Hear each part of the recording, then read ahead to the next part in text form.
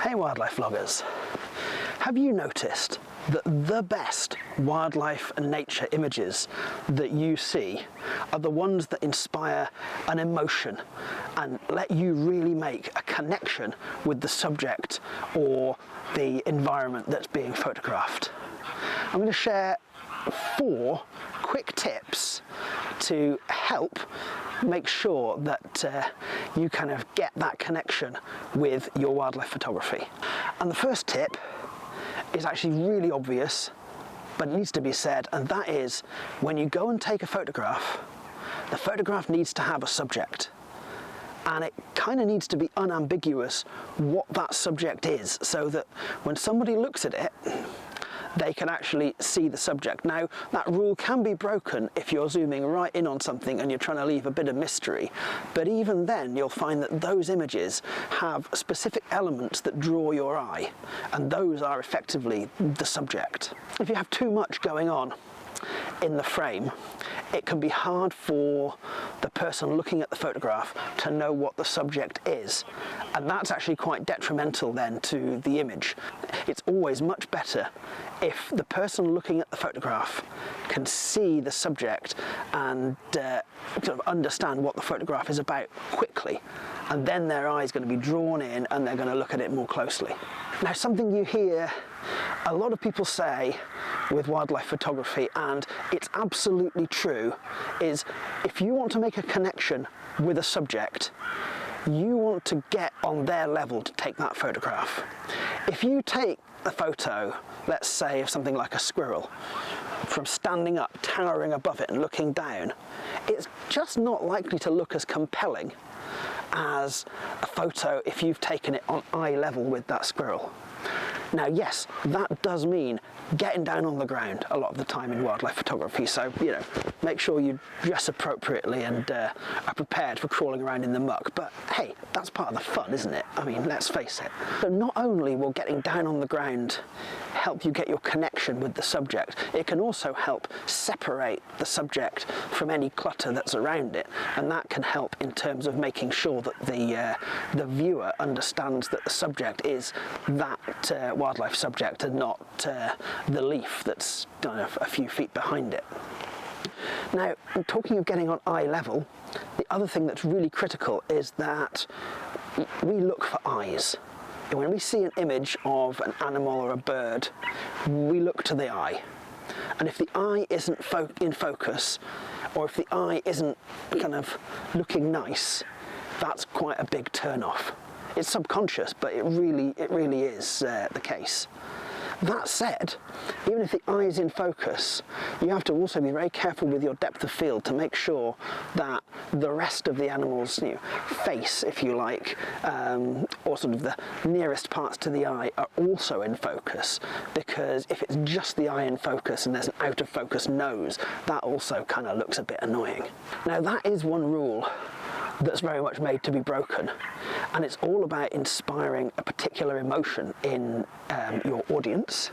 So if you are, for example, photographing, let's say, a squirrel again, and it's high up in a tree looking down on you, as long as it is actually looking at you, the fact that you're not on eye level actually works then. So there is also room, as with everything, to kind of maneuver and make it your own.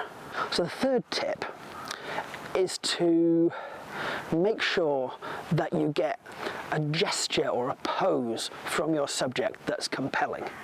In wildlife photography, we talk about gestures, and that's the kind of action or look that the subject is doing at a particular fraction of time, which is when you want to get your photo. So it might be a question of a bird feeding. You might want to get the moment that it's got some food in its bill. Or you might want, have a deer, you might want the moment that the deer looks up and doesn't necessarily look at you, but looks somewhere within, say, 45 degrees either side of towards you. That's a lot more compelling than looking away, because if it's looking kind of outside of that sphere, the connection's kind of a bit lost, I find, at least. So it doesn't have to be looking straight at you, because often looking straight at you sort of feels a little bit too much like you might have disturbed them, but like kind of looking around into your general direction means that the viewer is still connected to where that animal is looking. So a lot of the time we're waiting and trying to capture the perfect moment, that perfect gesture that we want our photograph to convey, and that could be anything from eating something to fighting to flapping a wing for a bird to yawning or interacting with another animal. So that's where timing and kind of understanding your subject come in, because you need to be ready for when that gesture happens to absolutely nail the shot. And the fourth final tip is about the environment. Now, there is something to be said for fully isolated shots where you just have the subject and there's nothing really else discernible in the frame. But also, if you're telling a story and you're trying to kind of bring an emotion in the audience, it's often really nice to also include something of the environment, because that places the subject and that places the viewer there with the subject, and you start to understand what's going on a little bit more in the scene. So, for example, you could photograph really close in on some geese, but you could also photograph further out and actually show that it's snowing and it's winter and that they're kind of in the cold, and that kind of makes it a more compelling image than if you just focused in on the subject. However, when you're including the environment, be aware of clutter, and remember that first point of having a subject and not having the scene be too kind of confusing for the viewer. They need to be able to see the subject quickly and then be drawn into the image to look at it further.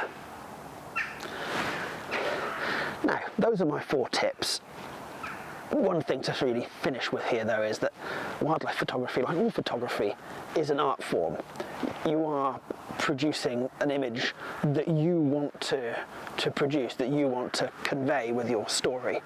And so break all of these rules by all means. If the image works, the image works, but these 4 things, I think, really help as a sort of starting point.